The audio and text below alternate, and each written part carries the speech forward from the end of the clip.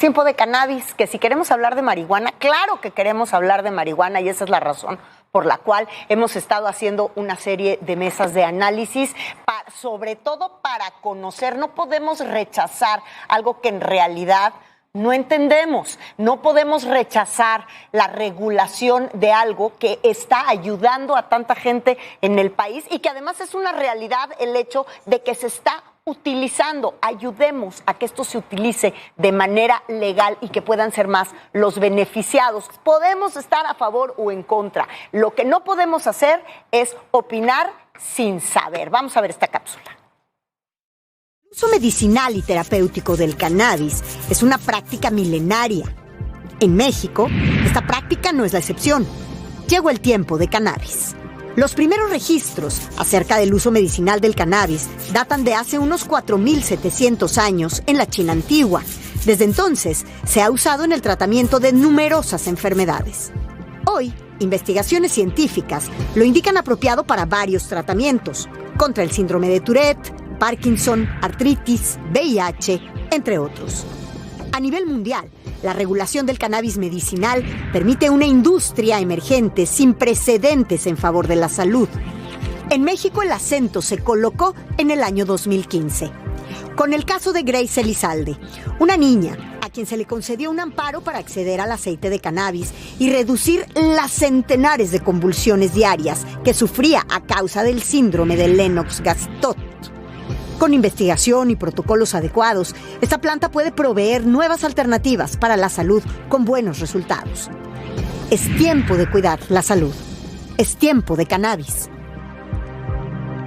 Y bueno, precisamente vamos a conversar el día de hoy del uso medicinal de la cannabis.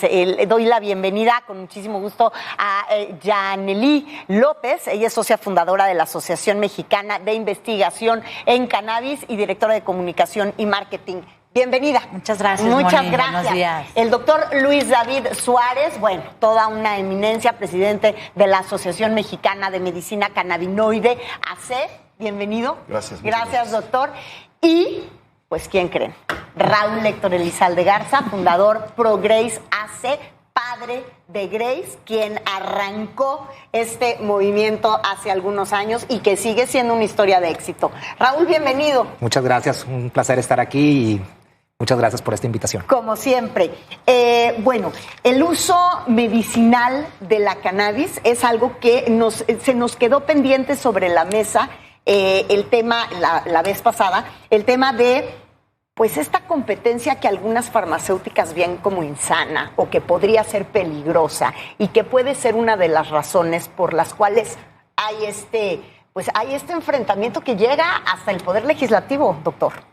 Sí, bueno, yo creo que la industria farmacéutica, si bien no ha visto por muchos años bien a la cannabis, hoy al contrario está volcada haciendo investigación y queriendo desarrollar productos. De hecho, pues hay una gran inversión de parte de las farmacéuticas que está pendiente por entrar si es que hubiese regulación. No quiere decir que sean los buenos de la película tampoco, ¿verdad? Porque muchas veces, pues cuando entran las grandes farmacéuticas se limita la posibilidad de que los pequeños productores o los que hacen su medicamento de forma artesanal puedan participar. Pero no es mala tampoco la industria farmacéutica, quiere participar también ya y lo hace, de hecho, en varios países con medicamentos como el Sativex, el Epidiolex y otros que ya han sido aprobados con medicamentos canábicos. Y hoy por hoy, pues el sistema endocannabinoide, este grupo de receptores y de compuestos de nuestro cuerpo que interactúa con la cannabis, es el objeto de miles de investigaciones científicas en todo el mundo, ¿no? Claro. Aquí seguimos atados de manos porque sin regulación es imposible hacer investigación. ¿Cuál podría ser la diferencia entre o cómo podemos determinar la diferencia? Porque hay quien dice, en realidad es uso lúdico y el medicinal es un pretexto para usar la marihuana. ¿Dónde está el límite entre el uso lúdico y el uso medicinal? ¿Cómo lo determinamos? Ambas causas, Mónica, desde mi punto de vista, ¿no? Sí. Muy personal, ambas causas son cuestión de derechos humanos. Uno es un derecho a la salud y a la calidad de vida y el otro es un derecho a la libre autodeterminación, ¿verdad? No es un pretexto para empezar a regular una cosa con otra. Al final son dos deportes que se viven de manera diferente. Sin embargo, todos los países han empezado a regular y a permear en la sociedad de sus países el uso medicinal. No hay que quitar el foco de que ha sido una planta bien estigmatizada y la manera en la que se ha ido permeando y el cambio en el pensamiento de la sociedad es ese, detonar los beneficios medicinales que ha traído y lo que conlleva el uso de la investigación para futuras generaciones. Hoy en día todo es un constante cambio, estamos viviendo una crisis de salud completamente espantosa y no sabemos lo que viene hacia el futuro. Entonces, con esta planta podemos investigar hacia adelante, ¿no? Incluso nuevos desarrollos farmacéuticos, herbolarios, como los gusten llamar, y de ahí al uso de la libre autodeterminación es otra área, son otras competencias, pero finalmente el cambio en el pensamiento va por el uso medicinal. Raúl, ¿cómo está Grace hoy? Muy bien. La verdad, el caso de Grace ha sido un caso de éxito.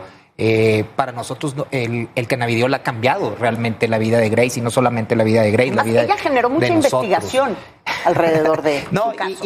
Y generó una que se abriera la gente al cambio y al pensar que una planta no necesariamente, una planta de la cannabis no necesariamente tenía que ser psicotrópica, ¿no? Grace metió en este debate, por ejemplo, uno de los compuestos que es cannabidiol, que es un compuesto no psicotrópico de la planta y que hoy en día pues se puede tener acceso, pero no es todo lo que necesitan los pacientes. Y esa es la problemática hoy en día, como lo hablábamos en aquel entonces, no solamente es por Grace, es por todas estas personas que hoy en día están sufriendo, que necesitan otros compuestos que tiene la planta, como el THC, que hoy en día ya tiene reconocido efectos terapéuticos, y no podemos tener un producto de THC pretexto que no existe un reglamento de una ley que se cambió desde el 2017 claro. Y que hoy estamos en el 2020 esperando aún un reglamento, que lo principal que debe tener este reglamento es el fácil acceso a los pacientes. Si nos vamos a un reglamento que solamente esté muy encauzado a la industria farmacéutica, va a ser un reglamento que puede funcionar, sí, pero va a ser un reglamento muy limitado. Y eso lo hemos visto en muchas partes del mundo. Hoy en día, cuando se habla en Estados Unidos del uso medicinal de la planta, estamos hablando de un uso herbolario completamente, con una regulación específica por estados para el uso medicinal. De la planta. Si nos vamos en Canadá es lo mismo. En Canadá es una cuestión que se abre el uso médico en Canadá, en todo el país, como un uso herbolario de la planta con regulaciones específicas y muy específicas, sobre todo en el THC. ¿Cómo lo vas a regular para que exista este acceso? Si vamos a hacer una regulación donde vamos a poner candados para la investigación, candados para los productos, que sea todo única y exclusivamente farmacéutico, en mi punto de vista sí es un avance, lógicamente, sí vamos a traer investigación científica, pero no va a ser un fácil acceso a los pacientes. Y eso es muy importante. Tenemos que buscar la manera que finalmente los productos lleguen a las personas que lo necesitan. Y tenemos que recordar que este reglamento que estamos esperando no es por voluntad propia del Ejecutivo, no es porque existe un amparo de un particular que lo está obligando. Entonces, ¿qué tanta voluntad política existe, no? Y eso es algo que siempre nos hemos platicado todos. Existe la voluntad política, y si existe, tiene que venir con una inversión del Estado para un programa efectivo para fomentar la inversión, la inversión en la investigación, porque si no, no vamos a llegar a ningún lado y vamos a tener una ley, sí, muy bonita, que puede hablar cuestiones farmacéuticas, que puede traer inversión al país, pero que no van a llegar los productos a los pacientes. Y eso es lo que urge realmente, ¿no? Que las personas que están sufriendo tengan acceso a productos, sobre todo al compuesto psicoactivo que es el THC, que sabemos que es necesario, que sabemos que hay investigación científica que tiene efectos terapéuticos, que ya está reconocido el efecto terapéutico dentro de la ley, pero que no tenemos productos hoy en día. Por supuesto, lo que más llama la atención siempre es cuando son estos casos en niños. En este caso Grace, en el caso tuyo creo que tu hijo Diego. Pero también hay casos como el que vamos a presentar a continuación, de adultos que pierden la esperanza de vida. Y este es un testimonio, a mí en lo personal me pareció muy impresionante, de alguien a quien el cannabis le salvó la vida, una vida que tenía perdida. Le habían dado 3 meses de vida. Y mire esta historia.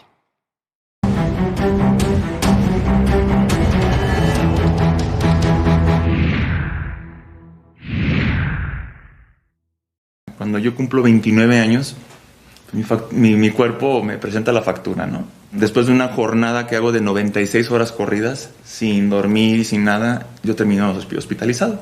Me someten a una cirugía en donde se me remueve mi estómago por completo, la mitad de mi intestino delgado y un pedazo de mi colon. Y en menos de 6 meses, sin rehabilitación, sin decirte que la pasé mal ni nada, simplemente esta planta me da lo que ningún medicamento me había dado. Me doy cuenta que esta planta va a ser algo que me va a tener que beneficiar. Digo, ok, muy bien, lo acepto. Y quizás fui la persona más difícil de convencer a mí misma. Independientemente si te está cargando las enfermedades o no, la vida, nosotros determinamos, porque somos los arquitectos de ella, si estamos viviendo un infierno o un cielo. Entonces, yo hoy en día agradezco todo porque a mí me da esta manera de poder ver las cosas, donde independientemente de la carga o la descarga que se traiga, hoy puedo vivir. Es impresionante este testimonio. Doctor, cuando hablamos de CBD y de THC, ¿de qué estamos hablando? Bueno, estamos hablando de 2 de los principales fitocannabinoides, es decir, de los compuestos que existen en la planta del cannabis y que tienen un efecto terapéutico, de los cuales hay identificados más de 180 en cuanto a los cannabinoides, sí. Y entre terpenos, flavonoides y los demás componentes, pues nos vamos por ahí de 500 compuestos con una posible actividad farmacológica que interactúan con nuestro sistema endocannabinoide y que tienen efectos específicos.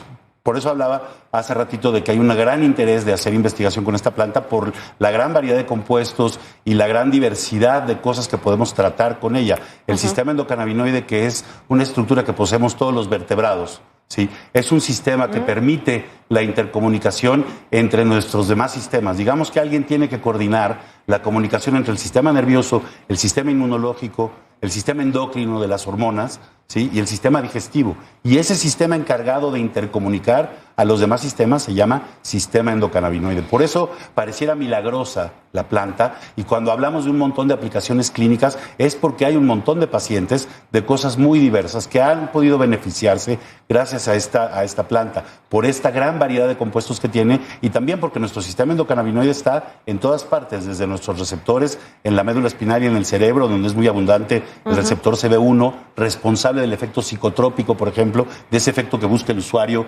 de recreativo o lúdico, o el adulto responsable. Y por el otro lado, por ejemplo, el receptor CB2, que está en todo el sistema inmunológico y que es importantísimo para regular respuestas como la inflamación y muchas otras. Entonces es una planta realmente con muchísima utilidad terapéutica, y lo que necesitamos, como decía hace rato el doctor Garza en el segmento Increíble, es una normativa, un reglamento que nos permita avanzar en la ciencia del cannabis. Como ahora se hacen trasplantes de pulmón en el país, el día de mañana podríamos estar haciendo los mejores medicamentos a base de cannabis del mundo. Sin duda. Y además en ayuda, estoy segura que en ayuda a estos mismos casos de trasplante también, no lo perdamos de vista. Yo quisiera, Yanely, que me contaras cuál es tu posibilidad de acceso a la medicina cannabinoide en el caso de Diego, porque tú no has tenido esta oportunidad legal que tuvo, por ejemplo, Grace con la lucha de sus padres.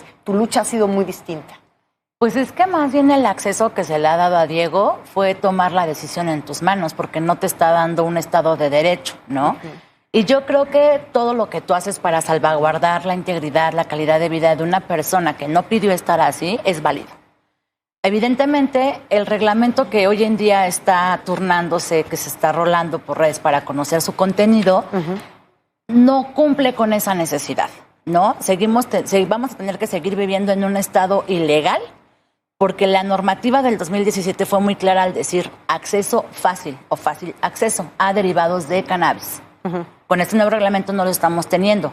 Qué padre que se esté incentivando la investigación, eso es algo que va a marcar un precedente en la historia del país, ¿no? Por ser una sociedad tan conservadora que somos.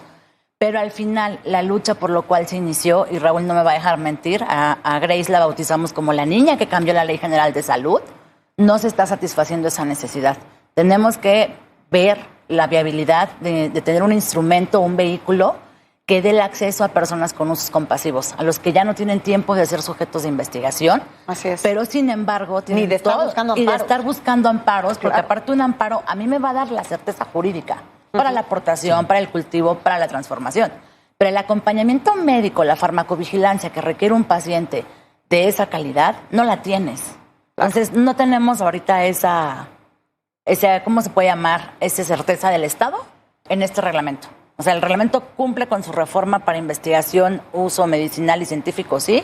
Sin embargo, para pacientes, no. Sí, doctor, ya te tocaba a ti, pero el doctor quiere intervenir. Yo quiero hacer aquí una precisión. Mira, nosotros en la asociación analizamos muy a fondo este reglamento y si bien es un instrumento perfectible, esta parte en particular del acceso a los medicamentos sí se cumple, porque se contempla la prescripción de cualquier componente de la cannabis a través de fórmulas magistrales. ¿Qué quiere decir esto? Farmacias como las farmacias dermatológicas que preparan compuestos magistrales, fórmulas que es una receta individual para un paciente.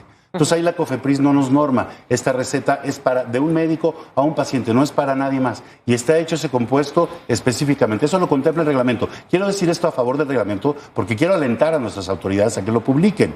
Nos va a permitir a través de fórmulas magistrales que los pacientes que requieren THC, CBD u otras combinaciones lo puedan accesar. Y a lo mejor dentro de 2 años podemos demostrar que podemos cambiar la ley e incluir remedios herbolarios u otras cosas. Pero sin poder trabajar es imposible. Claro. Perdón, quería hacer ese... Raúl. Sí, mira, realmente cuando estamos hablando de que el reglamento es perfectible, claro que es perfectible, ¿no? Creo que no existe ninguna ley que sea perfecta. Que exista la voluntad para poder empujarlo a esto es donde yo no veo que existe, ¿no? Para poder que existan estos y esa falta de fórmulas voluntad magistrales, ¿no? ¿Es producto de la ignorancia? Sí, creo que hay un estigma negativo que rodea la planta y que genera este estigma, que genera este pensamiento que todo lo que provenga de la planta es negativo y que lo único que vamos a tener es un mal uso de ellos. Y se ha demostrado que no es así en otras partes. Yo por eso digo, el reglamento sí, tenemos que tener un reglamento, tenemos que tener una normativa, pero es muy importante que atrás de este reglamento exista realmente una voluntad para darle un empuje a esta industria, porque esta industria no va a salir como mucha gente espera a base de inversión de los particulares, porque el particular puede invertirle, claro, pero mientras no tengamos el apoyo del Estado para poder desarrollar un programa que funcione de cannabis medicinal, no vamos a llegar a ningún lado. Y ahí es donde estamos teniendo un cuello de botella. ¿Por qué vemos esto? Porque las señales son muy claras. Se quitó un lineamiento en el 2018. Bueno, en 2019 se quita este lineamiento, pero nunca viene un reglamento. Este reglamento es forzado por un amparo de la Suprema Corte. Entonces, esa es la preocupación que tienen los pacientes, esa es la preocupación que tienen algunas asociaciones y es la preocupación de todos. Claro que yo coincido con el doctor que hay muchas herramientas dentro de este reglamento para poder buscar el acceso. Pero no existe esa voluntad para decir, vamos a arrancar este programa. Hoy en día, por ejemplo, desde antes de este reglamento, la ley ya facultaba hacer investigación científica, pero la negación siempre era, lo vamos a negar porque no existe un reglamento. Claro, pero el reglamento ellos mismos no lo daban, claro. Entonces era un círculo vicioso. Y al final, ¿de qué sirve tener esta investigación científica si no puede aplicarse como tal? Exactamente. Si lo de menos es que haya hospitales privados que digan, yo sí le voy a invertir tanta cantidad de mi presupuesto a la investigación y luego, si estás en un país donde no puedes beneficiar a nadie con eso. Exactamente, entonces es un círculo vicioso. También vamos a tener una nueva ley que es forzosa, que tiene que cambiar ahora el 15 de diciembre del 2020. Hay que ver qué tanto se modifica de estos reglamentos, de estas leyes, de estos artículos que hoy en día dan motivo a este reglamento, porque si se modifican mucho, vamos a poder dar lugar a que este reglamento nada más va a ser efectivo durante un periodo corto de meses y vamos a tener otra ley más integral que vamos a tener que esperar otro reglamento para poder aplicarlo. Entonces yo creo que tiene que existir voluntad política, se puede arrancar ya, pero tiene que existir el apoyo del Estado y no nada más dejarlo a los particulares. Eso sería un error. Tiene que ser el Estado el que fomente que existan estos productos, que fomente la investigación, porque si no, no va a funcionar. Sí. Por favor, pongan atención en la siguiente infografía que vamos a presentarle. Es tiempo de sanar 100 años de prohibición. Es tiempo de cannabis. Es tiempo de bienestar. Estudios han demostrado que el cannabis y sus derivados tienen más de 40 usos terapéuticos, con evidencias positivas para, principalmente, aliviar el dolor crónico y enfermedades inflamatorias. Es tiempo de investigación. La Universidad de Oxford, en el Reino Unido, destinó 10 millones de libras para impulsar el estudio de los efectos del cannabis en la salud. El cuerpo humano cuenta con un sistema endocannabinoide que aprovecha de manera natural las sustancias químicas que producen las hojas e inflorescencias del cannabis para su salud. En México es tiempo de salud. Es tiempo de cannabis. Doctor Suárez. Sí, creo que nosotros estamos esperando todos, como bien decía Raúl, yo estoy muy de acuerdo en lo que decía y también Jani, esperando este reglamento porque los pacientes tienen una necesidad que es impostergable, no pueden seguir esperando que la autoridad se pronuncie, ya hay sentencias, es una sentencia, un juicio de amparo, nos llama la atención el silencio del Ejecutivo, de la Secretaría de Salud, de la COFEPRIS, que tendrían que haber publicado este reglamento el 9 de septiembre, sabemos que ya está, que pasó por CONAMER y seguimos esperando. Y los pacientes, el único que gana, es lo que hay que entender, el único que gana sin reglamento es el mercado negro, que es el que ahorita campea. Y nosotros como médicos no podemos trabajar, ni los pacientes pueden recibir un producto que tiene pesticidas, que no sabemos cuántos miligramos tiene de qué compuesto activo. Estamos poniendo en riesgo la salud de muchísima gente. Y hoy por hoy, tú te metes a internet y buscas cannabis, CBD, hay 400 marcas. ¿Y quién todas, sabe qué te están ninguna dando? tiene regulación, excepto la de Raúl. Todas las demás no tienen. Y es así. Y todas las están consumiendo los pacientes y muchas de ellas representan un riesgo. Entonces, por favor, urgimos a nuestras autoridades a que publiquen este reglamento. Así perfectible como está, lo podremos trabajar, pero necesitamos una herramienta para poder avanzar con esto. Pues por supuesto que este es un tema del que vamos a seguir hablando, al que vamos a seguir urgiendo, no nada más a las autoridades y al gobierno, sino a la audiencia, para que nos informemos, para que sepamos bien de qué estamos hablando. Y entonces, en este tiempo de emergencia sanitaria, donde tanto necesitamos, tratamientos paliativos, ya desafortunadamente en muchos casos, este es un ingrediente que ayuda, ha probado ayudar y con mucho. Muchísimas gracias a los tres por haber estado aquí. Muchas gracias. Gracias por el espacio. Gracias. Gracias por el espacio.